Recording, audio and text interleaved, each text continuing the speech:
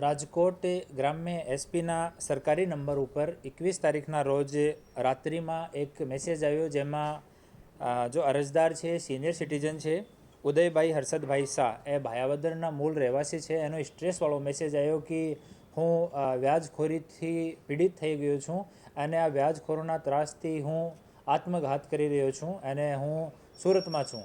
તો આ મેસેજ મળતા તરત જ આપણા ધોરાજીના એએસપી શ્રી સિમરન ભારદ્વાજ અને ભાયાવદરના પીઆઈ વિજય પરમાર અને એલસીબીના પીઆઈ વિજય ઓડેદરા, આ તમામ લોકોની એક ટીમ તૈયાર કરીને એને સૂચના આપી કે આપણે આની ઉદયભાઈની મદદ કરવાની છે.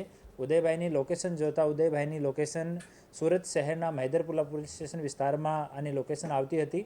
મહેદરપુરા પીઆઈ સાથે વાત કરવામાં આવી અને ઉદયભાઈને ત્યાંથી પોલીસ સ્ટેશન લઈ જવામાં આવ્યા અને એને સમજ કરીને પરિજનો સાથે આને ભાયાવદર મોકલવામાં આવ્યા. ભાયાવદર આવતા જ ઉદયભાઈ સાથે પૂછતાછ કરી તો ખબર પડી કે ઉદયભાઈ 2020માં 2 લાખ રૂપિયા 10% વ્યાજથી વિશ્વરાજસિંહ ઉર્ફે વિશાલસિંહ બલવંતસિંહ ચુડાસમા, ભાયાવદરનો રહેવાસી છે, એના પાસેથી 2 લાખ રૂપિયા વ્યાજ પર લીધા હતા અને એના એવજમાં 5,80,000 રૂપિયા ચૂકવી દીધા હતા. તેમ છતાં આ જો વિશાલસિંહ ઉર્ફે વિશ્વરાજસિંહ છે, ઓ ઉદયભાઈની 18 વીઘા જેટલી વડીલો પાર્જિત જગ્યા ઉપર કબજો કરી લીધો, જેની બાજાર કિંમત આશરે 5 કરોડ રૂપિયા છે. અને આનો ઉપર કબજો કરીને ત્યાં પોતાના નામનો બોર્ડ નાખી દીધો અને એક પોતાનો મજૂર ત્યાં છોડી દીધો.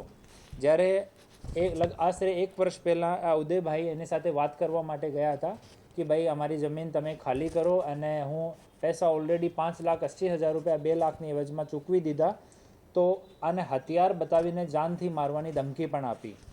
તો ભાયાવદર પોલીસ સ્ટેશનમાં એના સંબંધમાં ગુના દાખલ કરવામાં આવ્યો છે અને સરકારી પંચોની હાજરીમાં આ ભોગ બનનારની જો 18 વીઘા જમીન છે એનો પંચનામો કરવામાં આવ્યો છે. અને જ્યારે આ પંચનામાની કાર્યવાહી ચાલતી હતી ત્યારે આરોપી છે એ પોતાનો કબજો અહીંયાથી પોતાની ઈચ્છાથી રિમૂવ કરી દીધો અને હવે જમીન આને હેન્ડઓવર કરવાની કાર્યવાહી ચાલુ છે ભોગ બનનારને. અને આરોપી ઉપર 3 ગુના છે. એક ભાયાવદર પોલીસ સ્ટેશનમાં એક જુગારનો કેસ દાખલ છે અને રાજકોટ શહેરમાં બી ડિવિઝન અને રાજકોટ તાલુકામાં 2 વ્યાજખોરીના ગુના આરોપી ઉપર ઓલરેડી દાખલ છે. અને ભાયાવદર પોલીસ સ્ટેશનમાં બીએનએસની કલમ 308(5), 351(3), આર્મ્સ એક્ટ અને ગુજરાત નાણાં ધીરધાર કરનાર અધિનિયમ 2011 મુજબ ગુના દાખલ કરવામાં આવ્યો છે.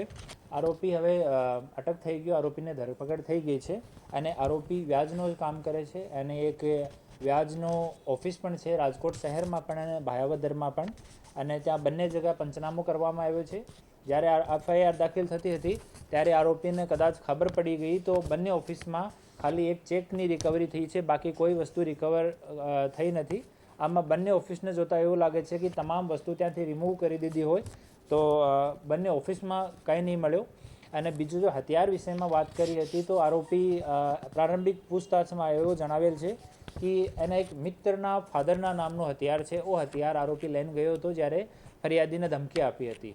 તો આ મિત્રને એના ફાધરને અમે લોકો નોટિસ મોકલ્યો છે અને એને સંડોવણી રહેશે તો એના વિરુદ્ધમાં પણ કાયદેસર કાર્યવાહી કરવામાં આવશે.